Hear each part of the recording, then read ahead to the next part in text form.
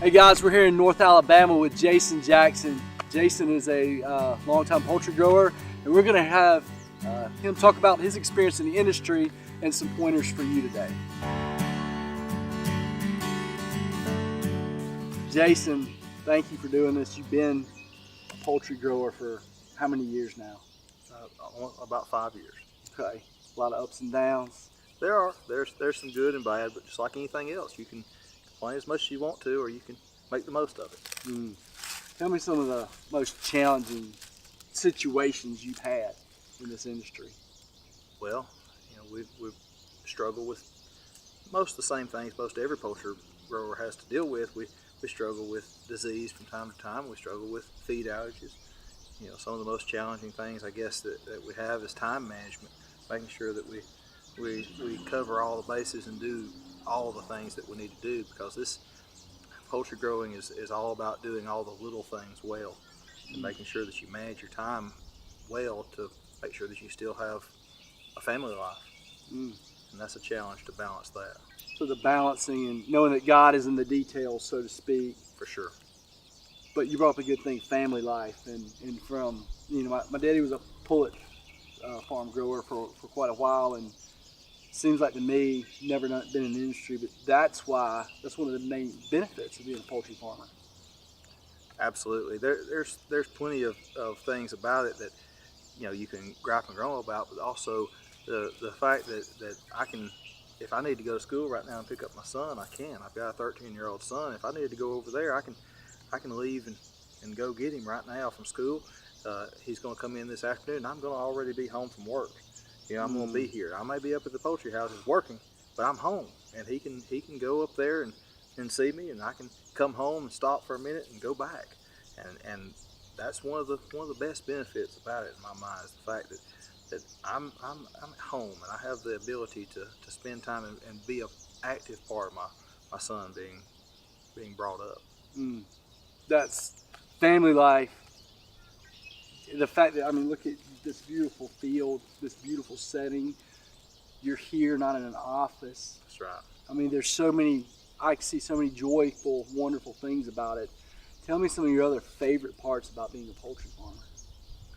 Well, I do enjoy many aspects of it.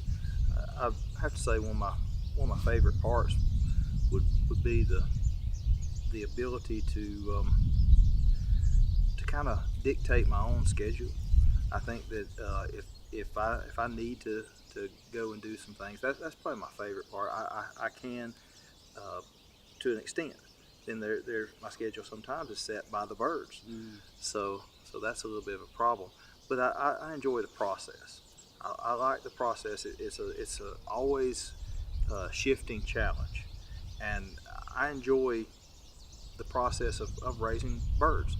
With agriculture as a whole, not just animal livestock, but all of agriculture, there's no specific science or formula that you can plug in and be successful. Agriculture is an art form, not a science. And art doesn't come easy. And that's one of my favorite parts about it. Oh, that's beautiful. I've never heard it phrased that way, but that's, we vegetables, and that's so spot on true. Yeah. Now I know that, so we're here in North Alabama, beautiful setting.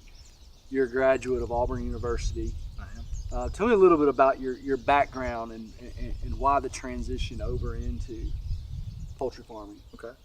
Well, I grew up in rural North Alabama. My parents both were educators.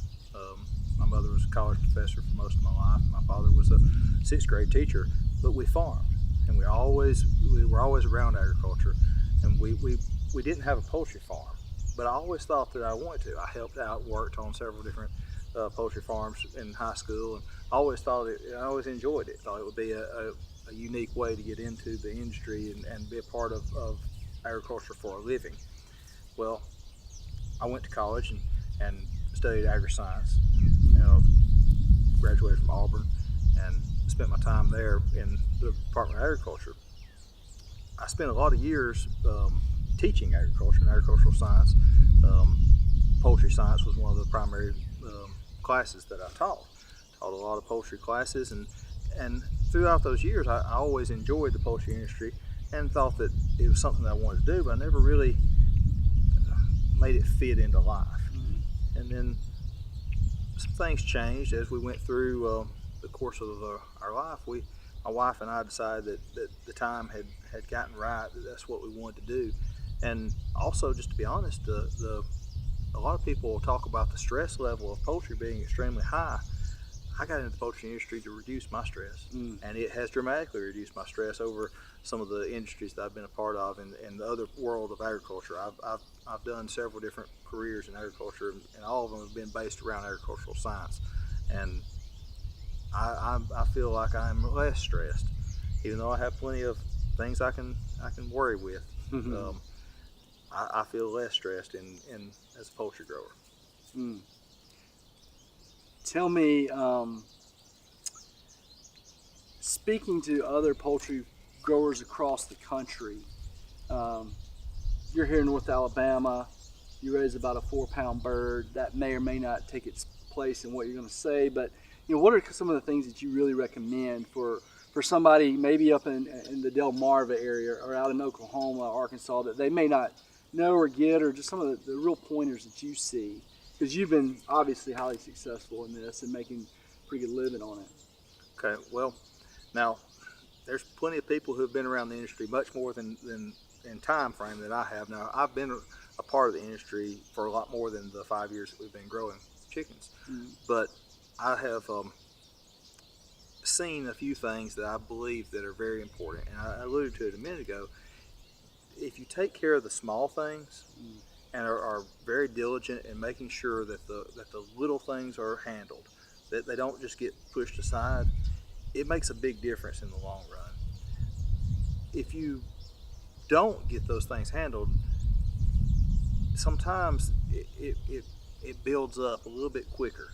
Now, in our area, I don't think that we feel any other challenges that people in Delmarva wouldn't feel. Our weather is crazy just like theirs is. They may have more harsh winters, but we have much more harsh summers. It's all a give and take. And I'd have to say that, when it comes down to a tip, really my best tip is to make sure that you've covered all the basics. There's really 4 basic things that any poultry grower needs to take care of. And there's a lot of people that sometimes forget about the basics. They've got to have proper bedding, and that's the foundation of everything. The litter everything builds off that. You got to have good airflow, and if you don't have the proper amount of ventilation for the birds, nothing else works. If you don't have feed properly, they can't grow, and you have to have water. You fit those 4 things in the right combination, and you're gonna be pretty successful.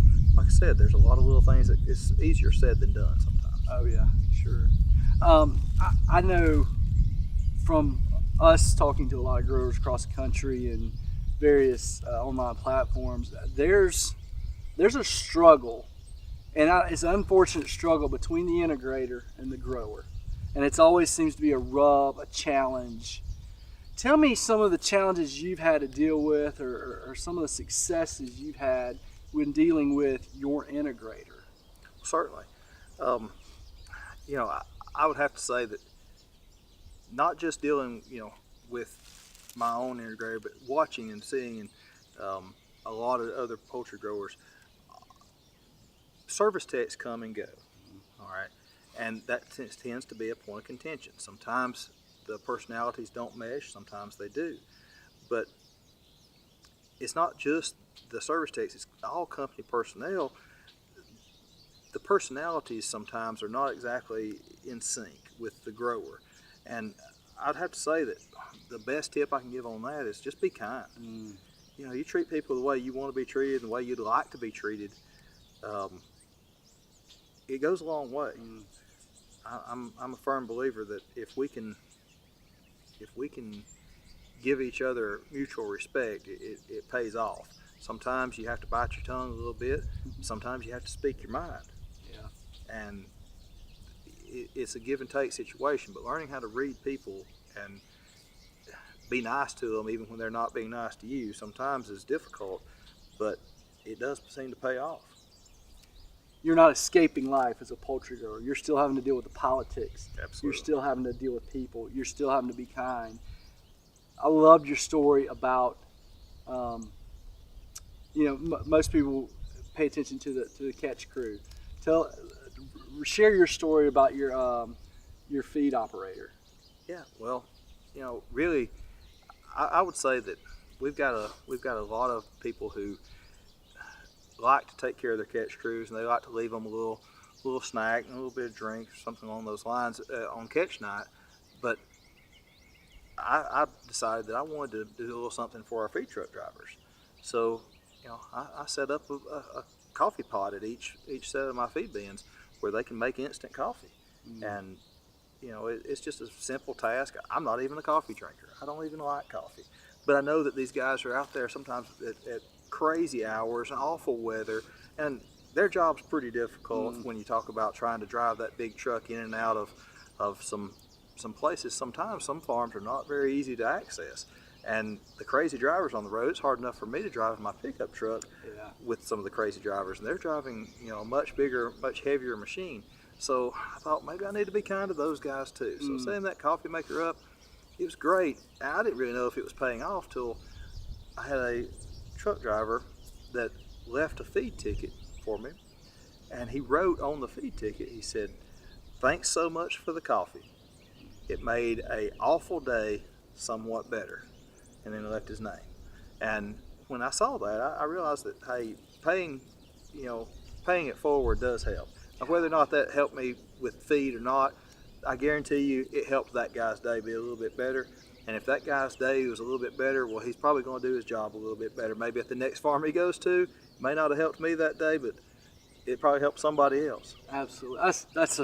That's a beautiful, heartwarming deal, but it's paying it forward. Absolutely. I know that you were big in FFA. Yeah. You still have a tremendous heart for it. How has your passing the FFA shape life now, and how has the FFA creed come forward in your life?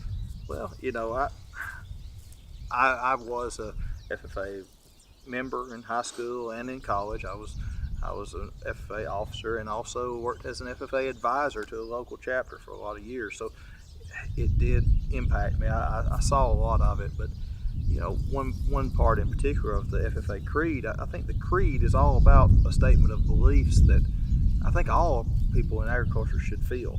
And when you start talking about growing chickens, there's plenty of bad that you can harp on, but there's also good. And the second part to the FFA creed says, I believe that to live and work on a good farm or to be engaged in other agricultural pursuits is pleasant as well as challenging. For I know the joys and discomforts of agricultural life and hold an inborn fondness for those associations, which even in hours of discouragement I cannot deny. Now, what that's saying, it's saying that sometimes it's tough, but I still love it. There's an awful lot to it. I think that being involved in agriculture is an inborn thing. And I think some people really enjoy seeing the process of planting a seed and putting that faith that it's going to grow and nurturing it to the end. Planting a chick and nurturing it until the end. And then enjoying the harvest.